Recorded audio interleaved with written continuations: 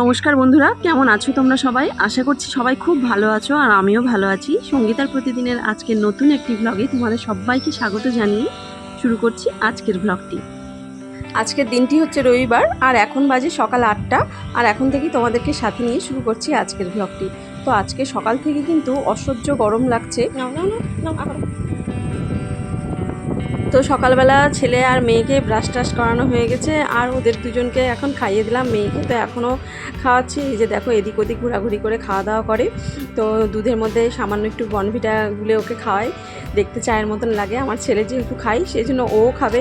আর দুধের মধ্যে সামান্য একটু বনভিটা দিয়ে দিলে কালারটাও চেঞ্জ হয়ে যায় আর খেতেও কোনো ঝামেলা করে না। তো আজকে সোজা রথ আর আজকে কিন্তু অসহ্য গরম লাগছে।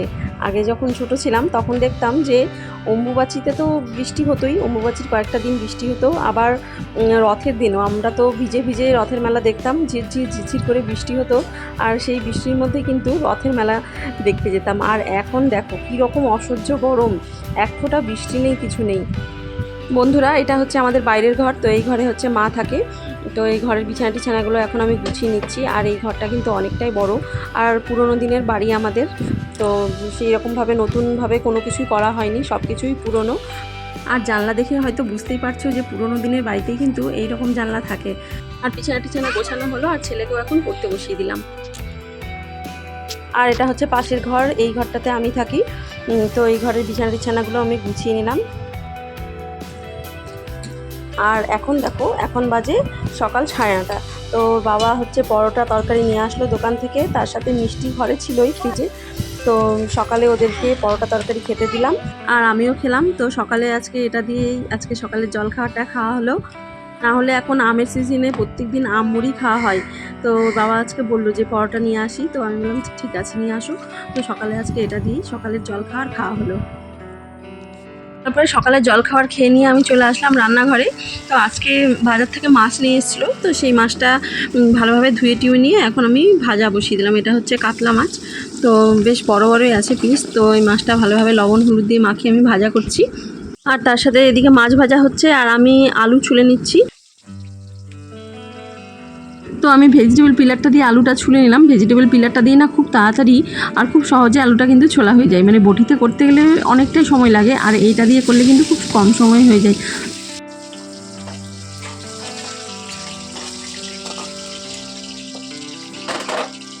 আর কয়েকটা পেঁয়াজ আমি ঝিরিঝিরি করে বানিয়ে নিচ্ছি। আসলে মাছটাতে না ডিম ছিল, তো ভাবলাম যে পেঁয়াজ একটু ঝিরিঝিরি করে বানাই, তাহলে সেই পেঁয়াজটা দিয়ে আমি ডিমের বড়াটা করব। তো দেখো আমি কিন্তু পেঁয়াজটা বানাচ্ছি একটা ট্রের উপরে রেখে। এটা দেখতে অনেকটা ওই চপিং বোর্ডগুলো হয় না, চপিং বোর্ডের মতন। তো এটা চপিং বোর্ড না, দেখতে অনেকটা ওইরকমই। তো যেহেতু প্লেন সেই জন্য আমি ওটার উপরেই পেঁয়াজটা সুন্দর করে বানিয়ে নিলাম।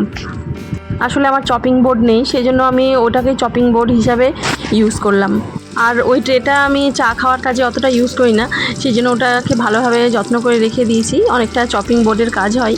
আর এখানে দেখো আমি বড়াটা কিন্তু পেঁয়াজ দিয়ে আর লঙ্কা কুচি করে মেখে নিলাম। পেঁয়াজ কুচি আর লঙ্কা কুচি দিয়ে তার সাথে দিয়েছিলাম কিছুটা চালের গুঁড়ো। বড়াগুলো আমি কড়াই থেকে তুলে নিলাম। আর এই যে দেখো আমার কিন্তু মাছের ডিমের বড়াগুলো করা হয়ে গেছে। এখন আমি কড়াইয়ের মধ্যে যে তেলটা ছিল সেই তেলের মধ্যে দিলাম সামান্য একটু জিরা আর গোটা শুকনো লঙ্কা। একটা গোটা শুকনো লঙ্কা দিয়েছি আর একটা তেজপাতা দিয়েছি। গোটা শুকনো লঙ্কা দিয়েছি যে শুকনো লঙ্কাটা ছিঁড়ে দিলে শুকনো লঙ্কা থেকে ঝালটা বেরিয়ে যাবে সেই জন্য। তো এটা এইভাবে দিলে ঝালটা কিন্তু বেরাবে না। আর আলু কেটে রেখেছিলাম, সেই আলুটাও কিন্তু লালচে করে ভাজা করে নিয়েছি। আর অল্প একটু মশলা ছিল ফ্রিজেই, জিরা বাটা আদা বাটা লঙ্কা বাটা। তো সামান্য একটু মশলা জলের মধ্যে গুলে দিয়ে তার মধ্যে লবণ হলুদ চিনি সব কিছুই দিয়ে আমি নেড়ে চেড়ে মশলাটা কষিয়ে নিলাম। আর মশলাটাও দেখো কষানো হয়ে গেছে। এখন আমি এর মধ্যে জল দিয়ে দিলাম। গ্যাসের পার থেকে আমি একটু সাইডে চলে আসলাম। অসহ্য গরম লাগছে আজকে, খুবই গরম পড়েছে। আর ঝোলটাও কাঁচের ঢাকনা দিয়ে ঢাকা দিয়ে দিলাম, তাহলে আলুটাও কিন্তু সেদ্ধ হয়ে যাবে। রান্নাঘর থেকে চলে আসলাম ঘরে। তো এখানে দেখো আমার ছেলে আদি সেই হচ্ছে টিভি দেখছে, কার্টুন দেখছে। আমারও খুব গরম লাগছিল, তো এসে একটু ফ্যানের নিচে বসলাম। তো ঘরে একটু হাওয়া টাওয়া খেয়ে নিয়ে আমি চলে আসলাম আবার রান্নাঘরে। তো রান্নাঘরে এসে দেখলাম যে ঝোলটা কিন্তু ফুটে গেছে, আলুও কিন্তু অনেকটাই সেদ্ধ হয়ে গেছে। তো মাছটা এখন দিয়ে দিলাম ঝোলের মধ্যে। মাছটা কিন্তু দিয়ে ভালোভাবে ফুটিয়ে নিলাম। তারপরে দিয়ে দিলাম ঝোলের মধ্যে সামান্য একটু গরম মশলার গুঁড়ো। আর গরম মশলাটা কিন্তু আমি বাড়িতেই গুঁড়ো করেছি, একদম পুরোপুরি হোমমেড গোটা মশলা দিয়ে। তোমরা যদি দেখতে চাও তো তোমরা কমেন্টে অবশ্যই বলো, আমি কিন্তু তোমাদেরকে তৈরি করে দেখাবো। বন্ধুরা, মাছের ঝোলটা কিন্তু রান্না করা হয়ে গেল। আর এখন আমি করছি মিষ্টি কুমড়া সেদ্ধ। তো ফ্রিজে ছিল এক টুকরো মিষ্টি কুমড়া, তো সেটাকে আমি ছোটো ছোটো করে কেটে নিলাম। কেটে নিয়ে আমি কড়াইয়ের মধ্যে জল দিয়ে আমি সেদ্ধ বসিয়ে দিলাম, আর কাঁচের ঢাকনাটা দিয়ে ঢাকা দিয়ে দিলাম। আজকে আমার বর বলছিল যে মিষ্টি কুমড়া সেদ্ধ খাবে, সেই জন্যই ওর জন্যই আরও মিষ্টি কুমড়া সেদ্ধ দেওয়া। ও ভালোবাসে খেতে, আর বাড়িতে সবাই ভালোবাসে, মাও ভালোবাসে, ও ভালোবাসে, সেই জন্যই আরও দিলাম। আমার যদিও খুব একটা ভালো লাগে না, পরে তোমাদেরকে দেখাবো যে কীরকম হলো। তো ওটা আমি সেদ্ধ বসিয়ে দিয়ে এসেই আমি এখন কাপড় ভিজিয়ে রেখেছিলাম। রান্না করার আগেই আমি গরম জল করে কাপড় ভিজিয়ে রেখেছিলাম। আর আমি গরম জলেই কাচি, গরম জলে না কাচলে আমার মন শান্তি হয় না, ভালো লাগে না। আর গরম জলে কাচলে না পরিষ্কারও হয়, মানে সার্ফসোটা নষ্ট হয় না। গরম জলে কাচলে বেশি পরিশ্রমও হয় না, আর সার্ফসোটা দিয়ে বেশি পরিমাণ সার্ফসোটাও লাগে না, অল্প পরিমাণ দিলেই হয়ে যায়, মানে যথেষ্ট পরিমাণ, মানে যতটুকুন লাগে আর কি, ততটা দিলেই হয়ে যায়। তো এদিকে দেখো কাঁচা কুচাও হয়ে গেল আমার। আর যা যা জামা কাপড় ছিল সেগুলো আমি এখন মেলে দিচ্ছি। আর দেখো গরম জলে কিন্তু সাদা চাদর কাচার জন্য সেই সুন্দর পরিষ্কার হয়েছে, একদম ধপধপ করছে। আর সাদা চাদর তো সুন্দর করে নীল দিয়ে দিয়েছি, মানে আরও সুন্দর লাগছে, ফুটে উঠছে একদম। ছেলেরও স্কুল ড্রেস ছিল, সেটা হচ্ছে সাদা ড্রেস, প্রত্যেক সপ্তাহে আমাকে কাচতে হয় সাদা ড্রেস স্কেচ, সেটা প্রত্যেক সপ্তাহে কাচি। আর তাছাড়া তো এমনি যেটা রোজকার ড্রেস সেটা হচ্ছে আমাকে প্রত্যেক দিনই, প্রায় প্রত্যেক দিনই বা একদিন অন্তর অন্তর এরকম কাচতেই হয়। তো দেখো আজকে প্রচুর জামা কাপড় আমি কেচেছি, আর অসহ্য গরমও লেগে গেছিলো। তো দেখো স্নান টান সেরে নিয়েছি, স্নান টান সেরে নিয়ে এখন অনেকটাই কিন্তু ফ্রেশ লাগছে, মানে এতটাই গরম লাগছিল, স্নান করার পরে অনেকটাই ভালো লাগছে। স্নান টান সেরে নিয়ে আমি এখন যাচ্ছি, আমাদের বাড়ির কাছে আছে আমার পিস্তত জায়ের বাড়ি, সেখানে হচ্ছে নারায়ণ পূজার প্রসাদ খেতে। আজকে রথযাত্রার দিনে নারায়ণ পূজা দিয়েছে, তো সেই জন্যই বলেছিল প্রসাদ খাওয়ার কথা, তো সেখানেই যাচ্ছি। তারপরে প্রসাদ টসাদ খেয়ে এসে দেখো আমি এখন মিষ্টি কুমড়া সেদ্ধটা মেখে নিচ্ছি। তখন তো কাপড় কাচার সময় মিষ্টি কুমড়া সেদ্ধ বসিয়েছিলাম, তারপরে তো গ্যাসটা অফ করে দিয়েছিলাম, তখন আর বের করা হয়েছিল না। তারপরে এখন বাড়িতে এসে মিষ্টি কুমড়াটা বের করে নিয়ে আমি দেখো সেদ্ধটা মেখে নিচ্ছি।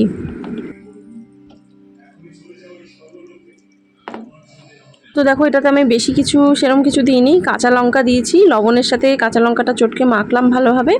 আর এটা ভালোভাবে সেদ্ধটা মেখে নিয়ে আর তারপরে দিয়ে দিলাম সরষের তেল দিয়ে, ব্যাস ভালোভাবে মেখে নিয়েছি, ব্যাস হয়ে গেল।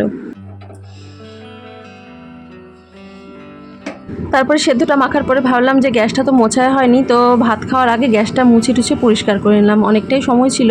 তো সময় টময় থাকলে আমি দুপুরে রান্নার পরেই আমি গ্যাসটা মুছে পরিষ্কার করে নিই।